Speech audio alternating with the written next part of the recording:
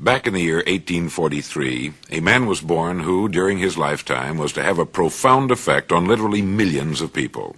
His name was Russell Herman Conwell. He became a lawyer, then a newspaper editor, and finally a clergyman in 1881. It was during this latter period that an incident occurred which was to change his life and the lives of countless others. One day a group of boys came to Dr. Conwell at his church and asked him if he would be willing to instruct them in college courses. They wanted a college education but lacked the money to attend. He told them he'd do all he could, and as the boys left, a thought, an idea began forming in Dr. Conwell's mind. He asked himself, why couldn't there be a fine college for poor but deserving young men? Here was a great idea, and he went to work on it at once. Almost single-handedly, Dr. Conwell raised between $6 and $8 million with which he founded the now well-known Temple University of Philadelphia.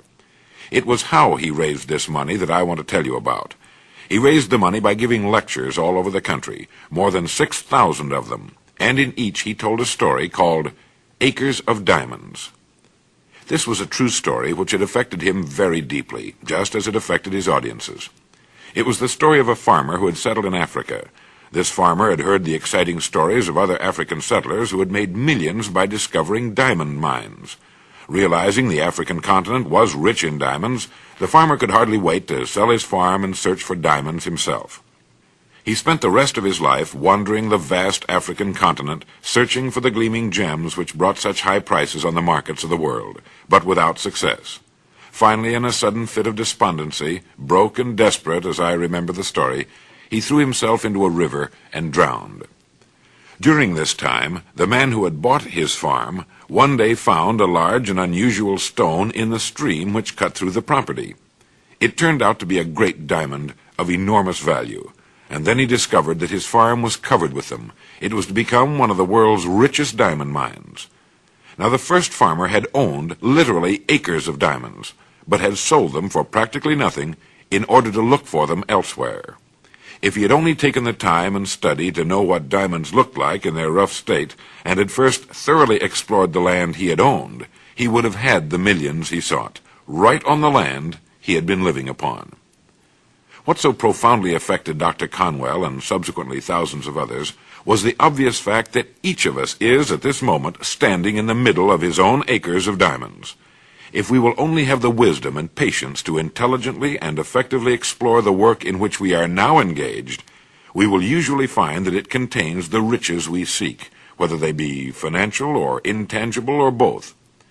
Before we go running off to what we think are greener pastures, let's make sure that our own is not just as green, or perhaps even greener.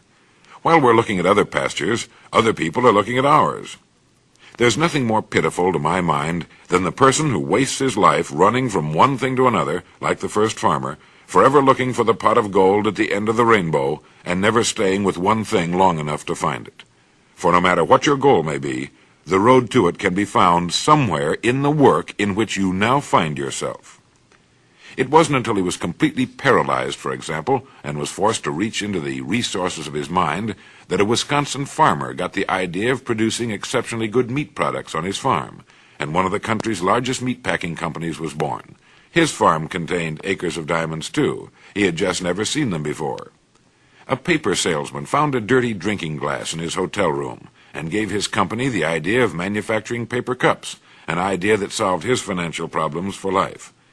An insurance man got the idea of going back to all the people in his files and really working with them, serving them the way they should be served. That year he wrote an additional $700,000 of insurance, made the $1 Million Round Table, and found he no longer had to approach cold prospects, that by working with the people he had already sold and on their referrals, he had acres of diamonds right in his filing cabinet. A man out west amassed a fortune with a single small gas station. In the beginning, when things were tough, he would ask himself each morning, what can I do to increase my service to my customers? He still asks that question of himself each morning when he gets up, and while he could have retired years ago a wealthy man, he continues to dominate the business in his area by thinking of new and better ways to be of service. Do you know what the so-called average man would have done in this last case? He would have been worried about how bad business was, because in the beginning my friend had a hard time just feeding his family. When one day a man would have driven in the station in a big, shiny car. This average man, seeing the wealthy customer, would have said to himself, "I ought to be in his business instead of mine." You see, the average man believes some businesses are better than others, instead of realizing the truth that there are no bad businesses. There are just those people who do not know enough to see the opportunities in the work they're in. Jobs don't have futures. People do. No matter what our work happens to be, it's our business. We're its manager. If we can see no future or opportunity in it, it isn't because it's not there, but only because we can't see it. One time another farmer poked a tiny pumpkin into an empty 1-gallon jug. The pumpkin grew until it completely filled the jug and could grow no more. When it was ripe, the farmer broke the glass jug and had a pumpkin which had assumed the jug's exact shape. In life, each of us does a similar thing. We poke ourselves into jugs of our own deciding, and we can grow no larger. But let's be mature enough to realize that it is we who do the poking, not the job, nor the company, nor the territory, nor the economy, nor the times. We do it. O projeto Juntos Educar, que premia todas as áreas da educação. There is virtually no limit to our growth and development on the land on which we now find ourselves, with our roots deep in the soil of a working philosophy of life, and our minds and bodies in a climate of freedom. People who become outstanding at their work are those who have seen their work as an opportunity for growth and development, and who have prepared themselves for the opportunities which surround us every day.